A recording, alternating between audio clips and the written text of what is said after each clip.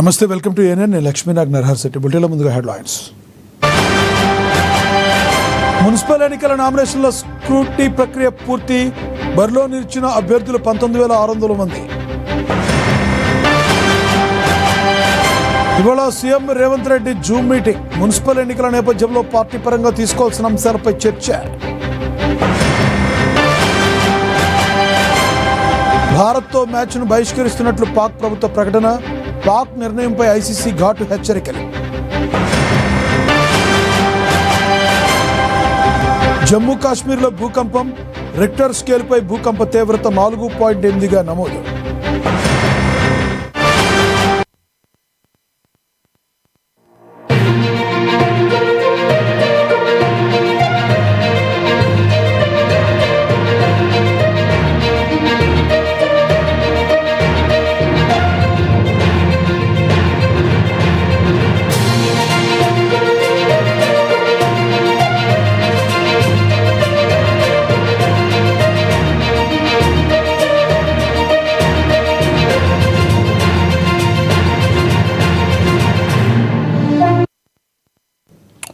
Breaking news చూస్తున్నాం. T20 ప్రపంచ cup 2026 ప్రారంభం కాకముందే పాకిస్తాన్ ఐసీసీకి షాక్ ఇచ్చింది. ఇన్నాళ్ళు ప్రపంచ కప్లో పాల్గొనబోమంటూ బెదిరించిన పాకిస్తాన్ టీం తాజాగా టోర్నీలో పాల్గొంటామని, కానీ భారత జట్టుతో మ్యాచ్ ఆడమంటూ తేల్చింది. ఇందుకు ప్రభుత్వం అనుమతి ఇవ్వడం లేదంటూ చెప్పుకొచ్చింది. ఈ మేరకు సోషల్ మీడియాలో ఓ స్టేట్మెంట్ ప్రకటించింది. భారత జట్టుతో మ్యాచ్ను బహిష్కరిస్తున్నట్లుగా అందులో పేర్కొంది. ఈ క్రమంలో ఐసీసీ ఇప్పుడు పాకిస్తాన్ను హెచ్చరిస్తూ ఓ ప్రకటన విడుదల చేస్తుంది. ఐసీసీ అన్నిటికంటే ముందు నిష్పక్షపాతమైన క్రికెట్ సంస్థ అని, టోర్నమెంట్లు సమగ్రత, పోటీ, స్థిరత్వం, న్యాయబద్ధత వంటి సూత్రాలపై ఆధారపడి పనిచేస్తుందని పేర్కొంది.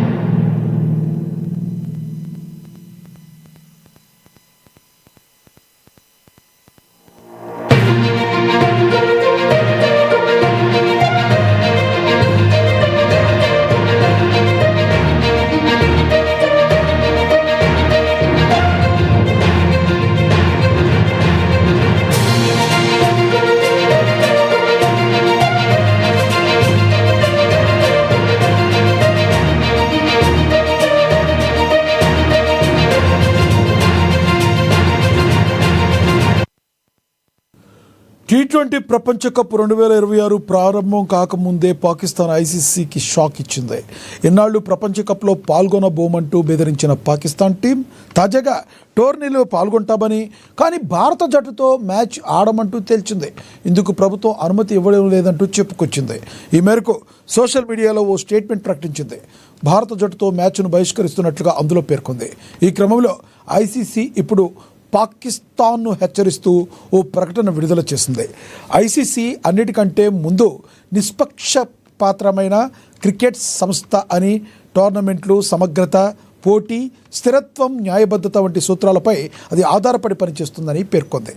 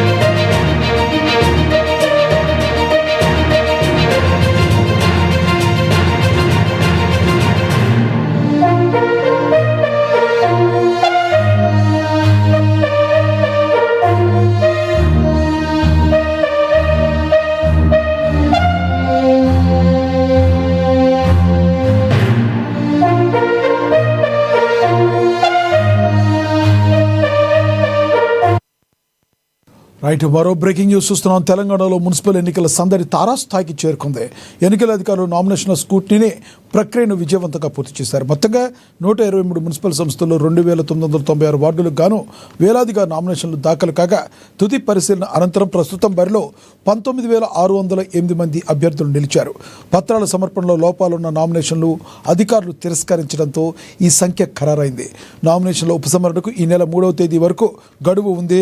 పోటీ నుంచి తప్పుకోవాలనుకునే అభ్యర్థులు ఆ రోజు సాయంత్రం లోపు తమ నామినేషన్లు వెనక్కి తీసుకోవచ్చు. ఉపసంహరణ ప్రక్రియ ముగిసిన వెంటనే అదే రోజు సాయంత్రం బరిలో మిగిలిన అభ్యర్థుల తుది జాబితాను రాష్ట్ర ఎన్నికల సంఘం అధికారిక వెబ్సైట్లో అందుబాటులో ఉంచనుంది. ఇదే విషయానికి సంబంధించి మరింత సమాచారాన్ని మా ప్రతినిధి హరీష్ ఫోన్ ద్వారా అందిస్తారు. హరీష్, చెప్పండి, మీ దగ్గర ఉన్న తాజా సమాచారం ఏంటి?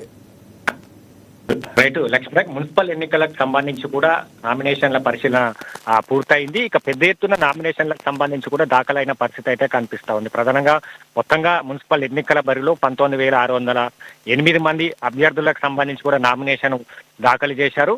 ఇక మొత్తంగా దీనికి స్క్రూటినీ సంబంధించి కూడా విజయవంతంగా కూడా పూర్తి చేసిన నేపథ్యం అయితే కనిపిస్తా ఉంది. ఇక మొత్తంగా పరిశీలన అంతా ప్రస్తుతం రాష్ట్ర వ్యాప్తంగా వివిధ పార్టీలు స్వతంత్ర అభ్యర్థులకు సంబంధించి కూడా మొత్తం 19,600 మంది అభ్యర్థులు ఎన్నికల బరిలో నిలిచారు. ఈ నెల 11న పోలింగ్ జరగబోతున్న పరిస్థితి కావచ్చు. ఇక ఎన్నికల షెడ్యూల్ కి సంబంధించి కూడా అభ్యర్థులు 3వ తేదీ వరకు నామినేషన్ల ఉపసంహరణ సంబంధించి కూడా అవకాశం కల్పించారు. దాదాపుగా పెద్ద ఎత్తున నామినేషన్ అని చెప్పాలి. దీంట్లో చాలా వరకు కూడా తిరస్కరించబడ్డ నేపథ్యం అయితే కనిపిస్తుంది. నామినేషన్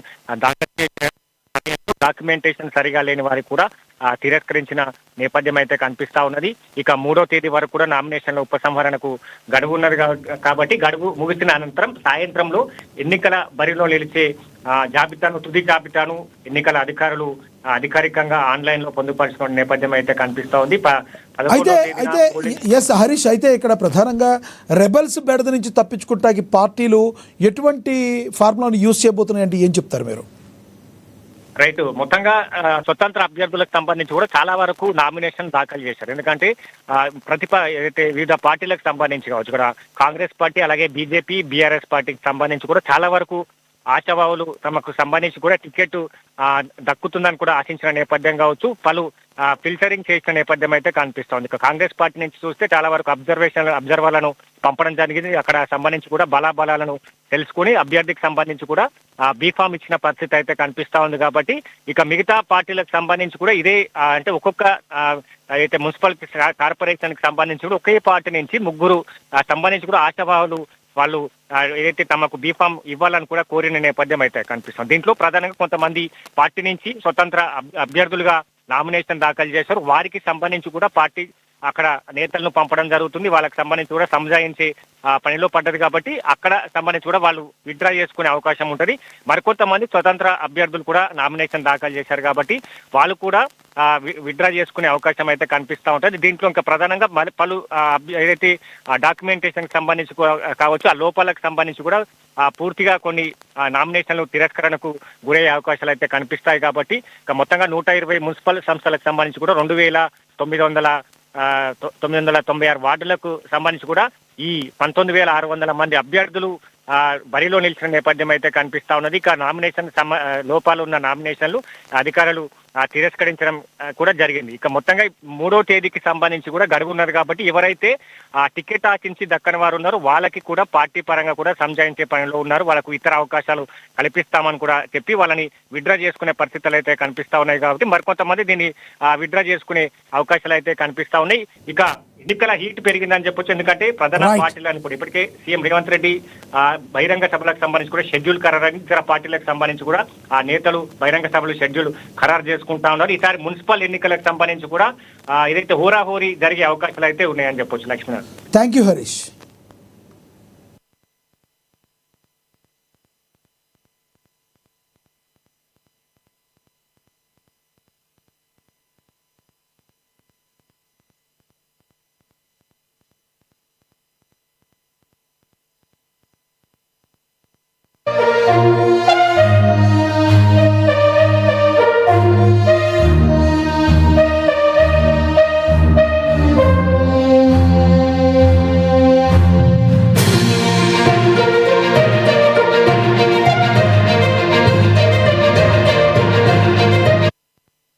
బ్రేకింగ్ న్యూస్ చూస్తున్నాం. తెలంగాణ మున్సిపల్ ఎన్నికల నేపథ్యంలో ఇవాళ పీఎస్సీ కీలక సమావేశం నిర్వహిస్తుంది. ఈ భేటీలో ముఖ్యమంత్రి Revanth Reddy, TPC chief Mahesh Kumar Goud, Meenakshi Natarajan, deputy CM భట్టితో పాటుగా రాష్ట్ర మంత్రులు జూమ్ యాప్ ద్వారా పాల్గొనున్నారు. రాష్ట్ర వ్యాప్తంగా ఎన్నికల్లో జరుగుతున్న మున్సిపాలిటీలు, కార్పొరేషన్లో పార్టీ అనుసరించాల్సిన వ్యూహాలపై ఈ సమావేశంలో పార్టీ నేతలకు దిశానిర్దేశం చేయనున్నట్లుగా సమాచారం.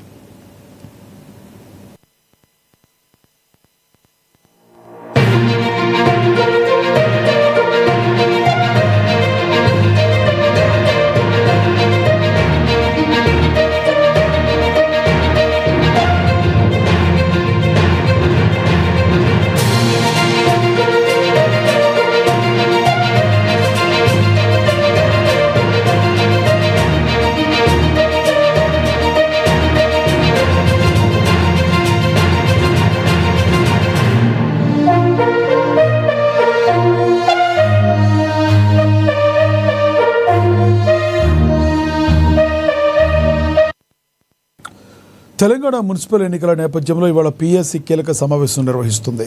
ఈ భేటీలో ముఖ్యమంత్రి Revanth Reddy, TPC chief Mahesh Kumar Goud, Meenakshi Natarajan, deputy CM భట్టితో పాటుగా రాష్ట్ర మంత్రులు జూమ్ యాప్ ద్వారా పాల్గొనున్నారు. రాష్ట్ర వ్యాప్తంగా ఎన్నికలు జరుగుతున్న మున్సిపాలిటీలు, కార్పొరేషన్లో పార్టీ అనుసరించాల్సిన వ్యూహాలపై ఈ సమావేశంలో పార్టీ నేతలకు దిశానిర్దేశం చేయనున్నట్లుగా సమాచారం.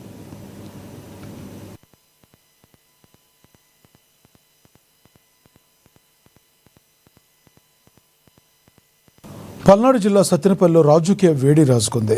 మాజీ మంత్రి అంబటి రాంబాబు తీరుపై ఆగ్రహం వ్యక్తం చేస్తూ టీడీపీ శ్రేణులు భారీగా నిరసన చేపట్టారు. అంబటి రాంబాబు దిష్టిబొమ్మకు చెప్పుల దండ వేసి దహనం చేశారు. తమ నాయకుడిపై అనుచిత వ్యాఖ్యలు చేస్తే సహించేది లేదని, తగిన బుద్ధి చెబుతామని హెచ్చరించారు. అనంతరం భారీ పాదయాత్రగా వెళ్లిన టీడీపీ శ్రేణులు సత్తెనపల్లి పట్టణ పోలీస్ స్టేషన్లో అంబటిపై ఫిర్యాదు చేశారు.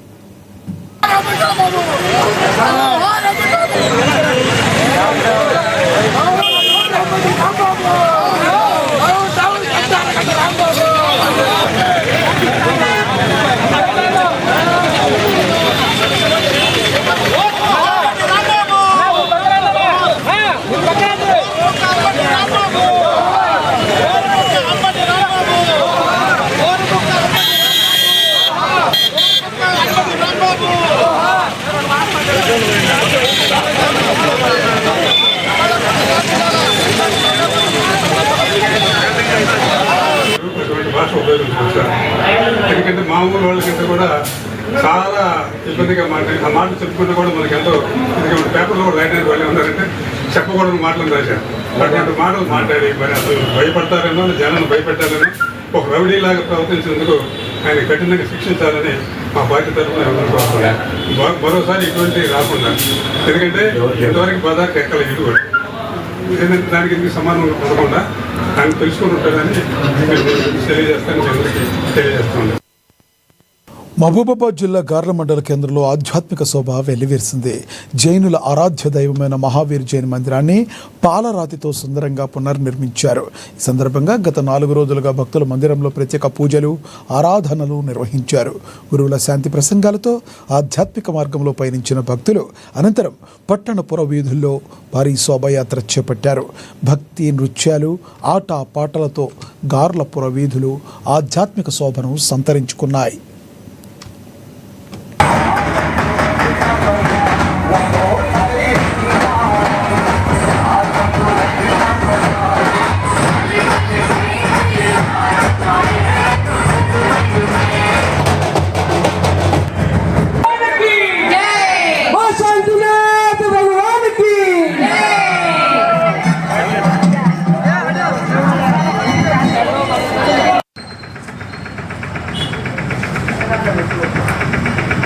पता नहीं क्या पर आए, फिर परिवर्तन हुआ।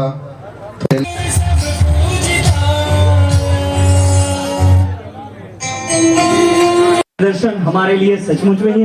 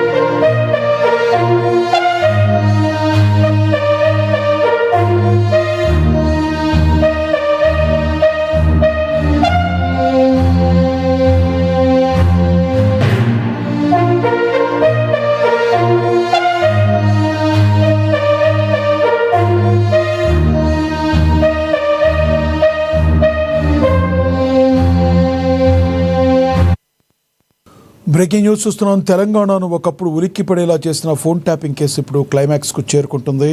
ఈ కేసులో సిట్ అధికారులు తమ విచారణను జెట్ స్పీడ్తో కొనసాగిస్తున్నారు. నిన్న మాజీ ముఖ్యమంత్రి కేసీఆర్ను సుదీర్ఘంగా విచారించిన అధికారులు కీలక సమాచారాన్ని సేకరించినట్లుగా సమాచారం. ఇప్పటికే ఈ కేసులో మాజీ మంత్రులు కేటీఆర్, హరీష్ రావును అధికారులు ప్రశ్నించారు. వీరి నుంచి సేకరించిన సమాచారం ఆధారంగానే తదుపరి అడుగులు వేస్తున్నారు. తాజా సమాచారం ప్రకారం త్వరలోనే ఎమ్మెల్సీ కవిత దంపతులను కూడా సిట్ అధికారులు విచారించే అవకాశం ఉన్నట్లుగా సమాచారం. దీనిపై సర్వత్రా ఉత్కంఠ నెలకొంది. అలాగే సేకరించిన ఆధారాలు, సాక్షుల వాంగ్మూలాల ఆధారంగా సిట్ అధికారులు త్వరలోనే కోర్టు ఛార్జ్షీట్ దాఖలు చేయనున్నారు. ఈ ఛార్జ్షీట్లో రాజకీయ దిగ్గజాల పేర్లు ఉంటాయా లేక అధికారులకే పరిమితం అవుతుందా అనే అంశం ఇప్పుడు రాజకీయ వర్గాల్లో హాట్ టాపిక్గా మారింది.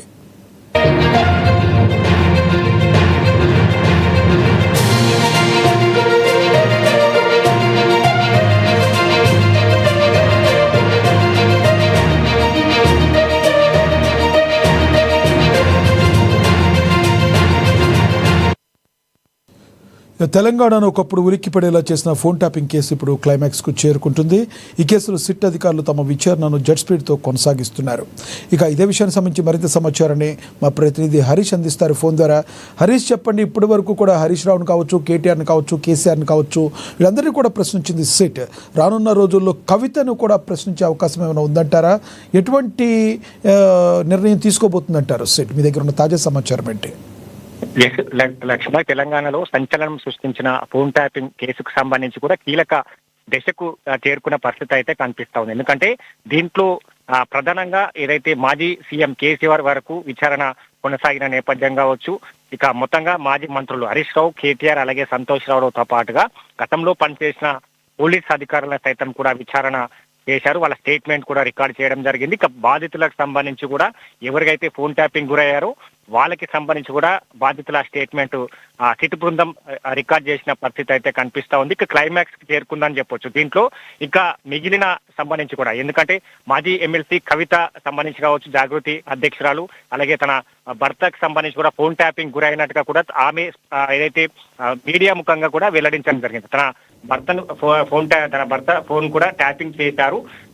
దీంట్లో కీలకంగా చాలా వరకు బీఆర్ఎస్ ఏదైతే నేతలు ఉన్నట్టుగా కూడా ఆమె ఆరోపించారు. కాబట్టి మొత్తంగా వారికి సంబంధించి కూడా సిట్టు అధికారులు నోటీస్ ఇచ్చేందుకు సిద్ధంగా ఉన్నారని చెప్పొచ్చు. ఎందుకంటే కవిత చేసిన స్టేట్మెంట్ ప్రకారం తన భర్తను పిలిచి మరోసారి ఆయన విచారణకు సంబంధించి కూడా స్టేట్మెంట్ ను రికార్డ్ చేయడం జరుగుతుంది. ఎందుకంటే ఆయనకు సంబంధించి కూడా ఫోన్ ట్యాపింగ్ గురైంది కాబట్టి ఎందుకు ఆ కవితకు సంబంధించిన హస్బెండ్ ని ఆ ఫోన్ ట్యాపింగ్ ఎందుకు ట్యాపింగ్ చేయవలసి వచ్చింది, ఈ అంశాలన్నిటికీ సంబంధించి ఫోన్ ట్యాపింగ్ ద్వారా తను ఎవరితో మాట్లాడాడు, ఏం మాట్లాడాడు, వాళ్ళకి సంబంధించి కూడా ఈ అంశాలన్నింటినీ కూడా సిట్ బృందం సేకరించినారు. ఆయనతో పాటుగా కవితకి సంబంధించి కూడా నోటీసులు ఇచ్చేందుకు సిట్ సిద్ధమైందని చెప్పొచ్చు. ఎందుకంటే కీలకంగా కుటుంబానికి సంబంధించిన నేపథ్యం కావచ్చు, ఆ కుటుంబంలో కొనసాగుతూ వస్తున్నారు, కుటుంబం పైన కూడా ఆరోపణలు చేస్తూ వస్తున్నారు. కాబట్టి ఆమెకు సంబంధించి కూడా ఫోన్ ట్యాపింగ్ గురైందా, కవిత ఫోన్ ట్యాపింగ్ కి అంశాలన్నిటికీ సంబంధించి కూడా సిట్ సేకరించేందుకు సిద్ధంగా ఉంది. ఎందుకంటే తాను పదే సంబంధించి కూడా స్టేట్మెంట్ ఇస్తా ఉన్నారు. కాబట్టి మరికొన్ని లోతైన సంబంధించి కూడా సమాధానాలు రాబట్టేందుకు సిట్టు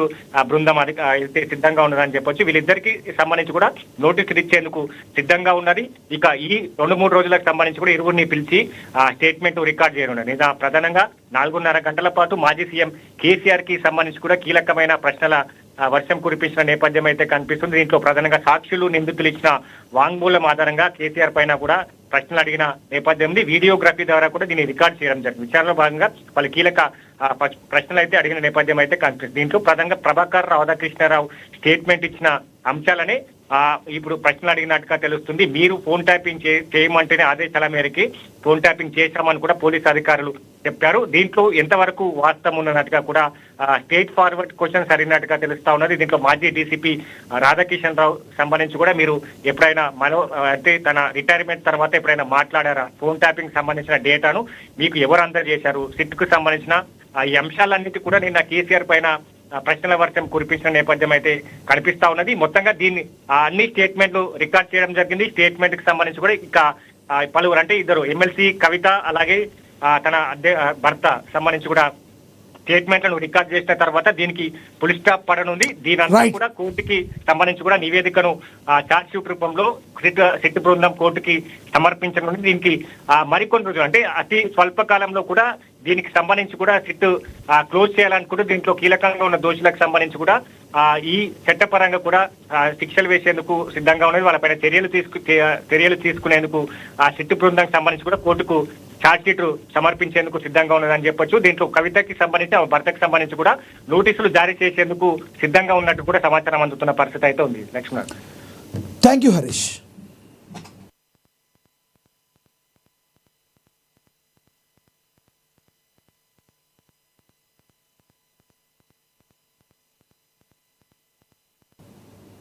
Ready.